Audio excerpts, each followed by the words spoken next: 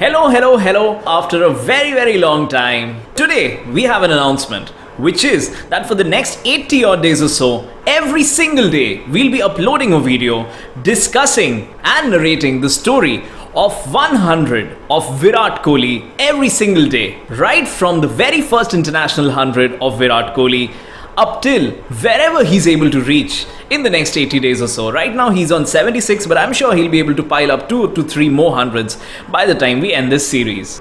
I'm very excited for this. I really hope each video is worthwhile for you as a viewer. Talking of the very first 100, so this is a time of December 2009. And the Indian team is not in very good shape. You know, the Indian team has not done well in the Champions Trophy because they did miss key players such as Virat and Virendra Sehwag, who were both out of the team due to injuries. Sehwag had returned after the Champions Trophy. Virat Kohli, a 20-year-old Virat Kohli, had a terrible Champions Trophy. He was having sleepless nights. He thought that his India career may just be over before it even properly began. As history would have it, India's champion player Yuvraj Singh was still injured and he could not make a comeback by this series. So Virat Kohli, who was his replacement for the Champions Trophy, continued to be his replacement in the ODI setup for the Sri Lanka series as well. Sri Lanka was touring India for a ODI T20 as well as Test series, and in the ODI series, the first 3 ODIs had already taken place. India was leading 2-1, and the 4th ODI is the one we are talking about today. MS Dhoni, the usual captain, had missed this game because he was banned due to a slow over rate.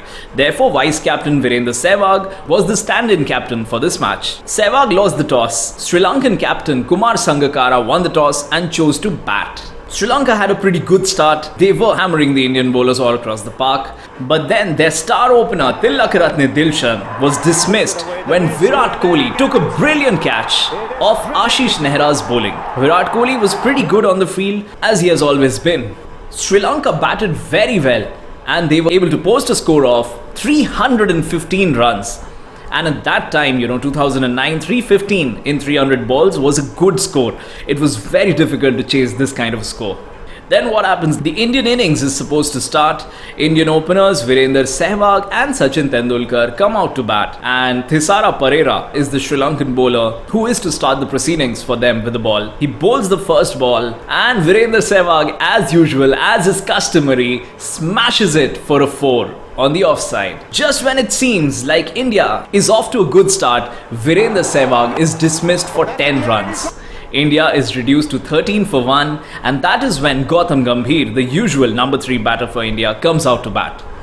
Gautam Gambhir and Sachin Tendulkar try to stitch a partnership, but it again is short-lived because Sachin Tendulkar is dismissed for 8 runs and India is now reduced to 23 for 2.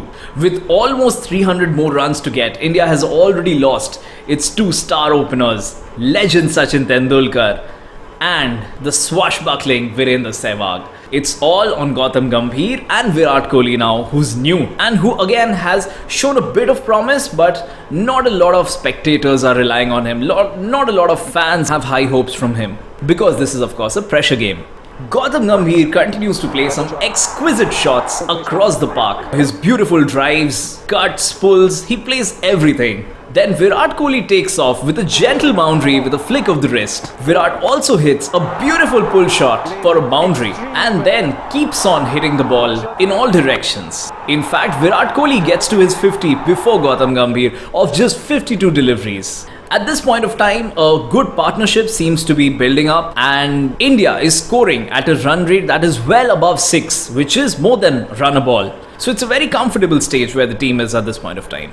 As the partnership keeps growing stronger, goes beyond 100 runs, that is when a lot of us spectators start to believe that Virat, the way he's batting, he's showing that he belongs here, that he actually belongs to the Indian national side.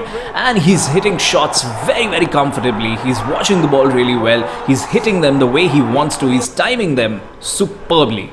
The partnership soon goes past 200 runs, while Gautam Gambhir and Virat both are nearing their hundreds and both look very comfortable. Finally, Virat Kohli gets to his maiden ODI 100. while Gautam Gambhir is also batting on 99. India is on 236 for 2. Virat Kohli raises his bat while the entire dressing room applauds this 21-year-old young lad for his heroics on the field. It comes of 110 balls and Gautam Gambhir gets to his 100 soon after in just 101 balls.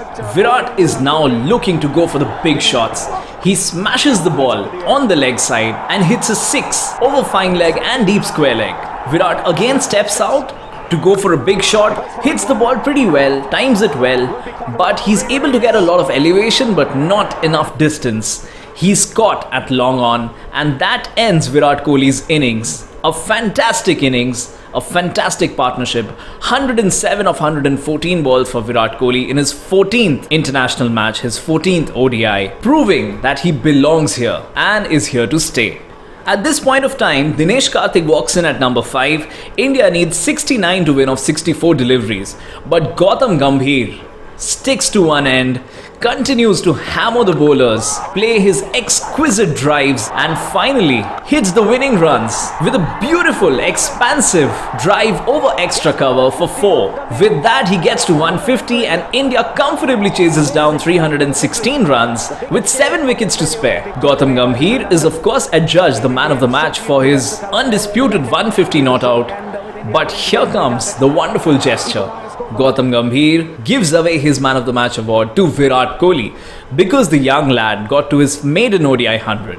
He wanted to make it memorable for him. This wonderful gesture and incident shall always remain engraved in Indian cricket's history. With this, of course, the Indian team sealed the series 3-1, and this is the story of Virat Kohli's first international 100, which will always remain special to him and each one of us as his and Indian cricket fans. See you again tomorrow with the story of Virat Kohli's second international 100. Bye-bye.